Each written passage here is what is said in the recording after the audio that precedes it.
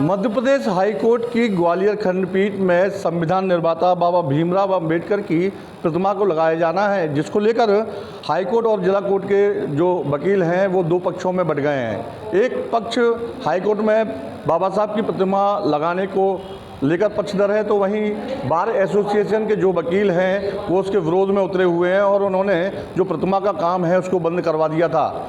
आप देख सकते हैं तस्वीरों में कि अब जो संविधान के निर्माता बाबा भीमराव अंबेडकर की प्रतिमा को लगाने के जो पक्षधर वकील हैं वो अभी एक महत्वपूर्ण मीटिंग कर रहे हैं कि प्रतिमा को उनके जन्म जयंती से पहले जो है लगाया जाए। इसको लेकर एक महत्वपूर्ण मीटिंग यहाँ की जा रही है। तो हमारे साथ वकील विश्वजीत रतोनिया जी हैं जो इस पूरे आंदोलन का नेतृत्व भी कर रहे हैं, तो उनसे बात करेंगे कि विश्वजीत जी ये बताइए कि जो प्रतिमा लगाई जानी थी हाई कोर्ट में, तो अब क्या हालात है, कब तक ये प्रतिमा लगेगी? क्योंकि जो जयंती है बाबा साहब की वो आने वाली है, उससे पहले ये प्रतिमा लगाई जाने के लिए कहा गया था, आपकी तरफ से अल्टीमेटम दिया गया था। अब क्या स्थिति है?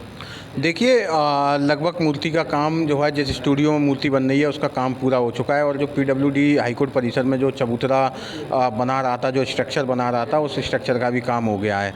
पूरा प्रयास है कि 14 अप्रैल तक मूर्ति इंस्टॉल हो जाए। ये पूरा प्रयास जो है हाईकोर्ट परिसर की तरफ से भी है, हाईकोर्ट की तरफ से भी है, वकीलों की तरफ से भी है, सबके सामंजस्य के तहत ये प्रयास हो रहा है। और बाय द वे अगर कुछ दिन आगे भी होती है तो हमारा प्रयास है कि इस माह के अंदर इस मूर्ति का इंस्टॉलेशन जो है हो जाए। और ये पूरी उम्मीद है कि मूर्ति में अब किसी भी प्रकार की बाधा नहीं है, मूर्ति में किसी भी प्रकार की रोक नहीं है। जो लोग विरोध कर रहे थे अब वो लोग भी शांत बैठे हुए हैं।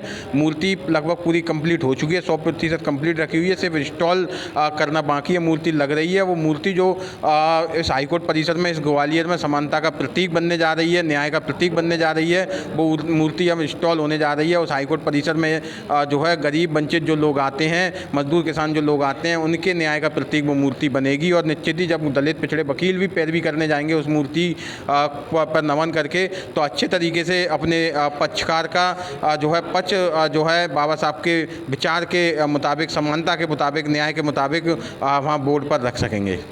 प्रतिमा के और भी पक्षधर वकील हमारे साथ मौजूद हैं।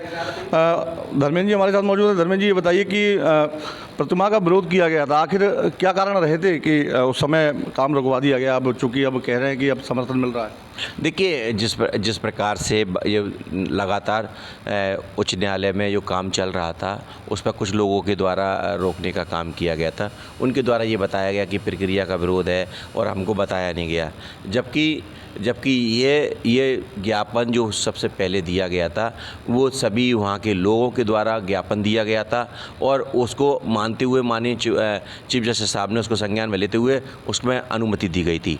लेकिन अभी जिस प्रकार से अब जो आज की तारीख में सब जो प्रक्रिया तेज़ी से चलने के बाद जो बाहर में जो आज बताया जा रहा है कि दो भागों में बट गई है, ये कतई नहीं है। अब सभी लोग इस मूर्ति के साथ हैं क्योंकि सबको पता चल गया ये पूरी तरह से सही प्रक्रिया के अनुसार कार्य हुआ है और सही तरह से होगा। जो लोग विरोध कर रहे हैं वो स्पष्ट है कि वो पूरी तरह से वो कहीं दूसरी विचारधारा के तौर पर कार्य कर रहे हैं। वो उस विचारधारा को, बाबा साहब की विचारधारा को, जो समतामूलक समाज वाली है, सामाजिक न्याय वाली विचारधारा को वो सहमत कभी नहीं रहते, तो वो लोग विरोध करेंगे, हमेशा करेंगे।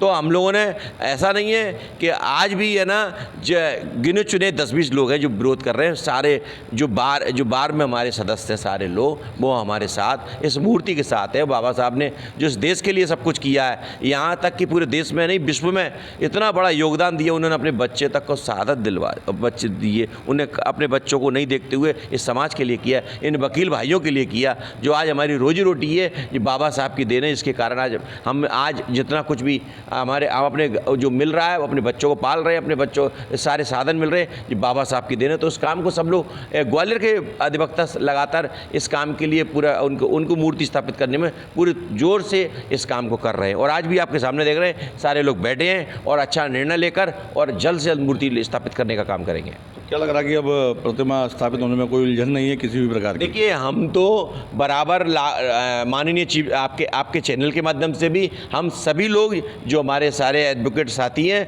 ग्वालियर की ओर से, हम माननीय चीफ जस्टिस साहब से, माननीय यहाँ के प्रशासनिक न्यायमूर्ति पाठक साहब से और मध्य प्रदेश के मुख्यमंत्री जी से विनम्र आग्रह के साथ हम निवेदन करते हैं कि जो जिस प्रकार से जो अभी रोग जो विलंबता हो रहा है मूर्ति में लगने में, इसको शीघ्रता से लगाया जाए, जैसे 14 अप्रैल को बाबा साहब का पूरा विश्व बहुत हर्षोल्लास के साथ जन्मदिन मना रहे हैं, उसमें ये भारत के अंदर एक जो मध्य प्रदेश का उच्च न्यायालय खंडपीठ ग्वालियर है, उसमें उस परिसर में बाबा साहब का मूर्ति लगेगा।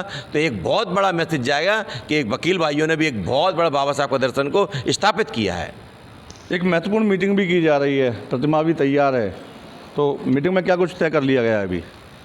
मीटिंग में ये है, प्रशासनिक जज माननीय श्री आनंद पाठक जी से के निर्देश लिए जाएंगे कि वो मूर्ति के लिए कब अपनी सहमति हमें दर्ज कराते हैं। उनके निर्देशन में जो भी हमें निर्देशित किया जाएगा उसके अनुसार मूर्ति लगाने का किया जाएगा।